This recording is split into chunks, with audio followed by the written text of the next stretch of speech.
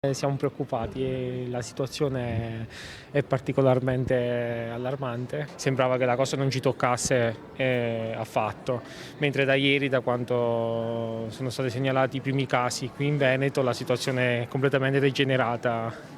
Già anche sui social, sui WhatsApp, semplicemente Facebook, le notizie, gli ANSA parlano solamente di coronavirus e secondo me la situazione si sta allarmando. Cambieranno un po' le abitudini di vita nei prossimi giorni? Beh, sicuramente, viste le notizie, probabilmente sì, la gente sarà molto spaventata.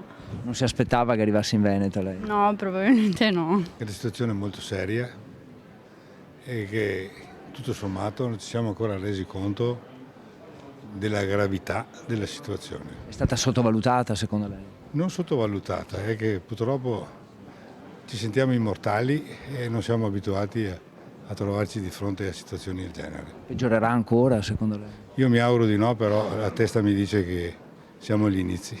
Probabilmente il problema è stato sottovalutato fin dall'inizio.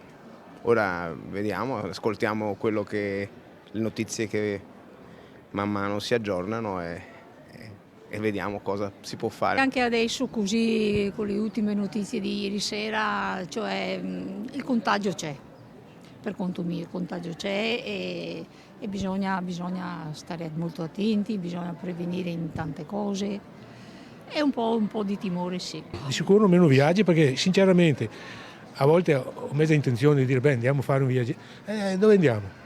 Dove andiamo?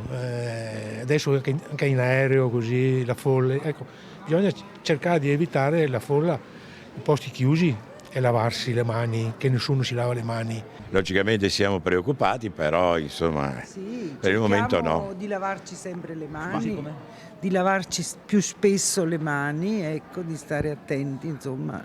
Aumenterà ancora secondo voi il numero qui in Veneto? Speriamo di no, No, speriamo di no, no. perché Bisogna sperare di no, cioè comunque sai, è il virus qua, caro mio, che è la camminano, peste corrono. è la peste del secolo.